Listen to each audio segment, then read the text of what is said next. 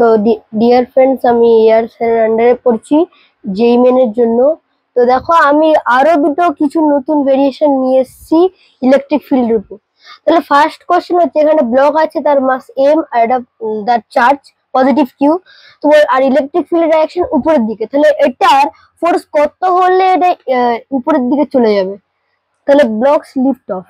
তাহলে তাহলে এখানে মাসের একটা এমজি ফিল করছে, এমজি। তাহলে এই ব্লকের ফোর্স যদি এই এমজির সমান হয়, তাহলে এটা ইলেকট্রিক ফিল্ড ডাইরেকশন মানে উপরের দিকে লিফট অফ হয়ে যাবে, মানে উঠে যাবে। তাহলে এফ ইকুয়ালস টু এমজি। তাহলে ইলেকট্রোস্ট্যাটিক ফোর্স মানে কি জানি, Q E equals to MG. এবার electric field equals to MG by Q.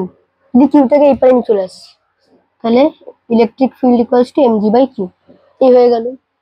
এবার কোশ্চেন নাম্বার 2, এখানে এরকম একটা ব্লক দেওয়া আছে, তার মাস M R charge plus Q.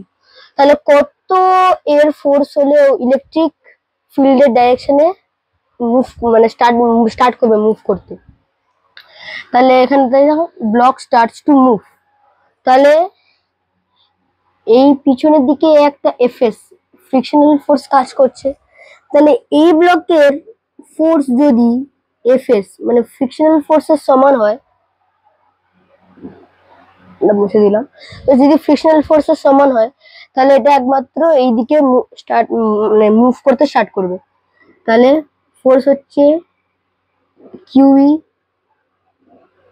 Equals to mu S MG. তাহলে electric field equals to mu S MG by Q. তাহলে এটা হচ্ছে আমাদের ইলেকট্রিক ফিল্ড। Thank you.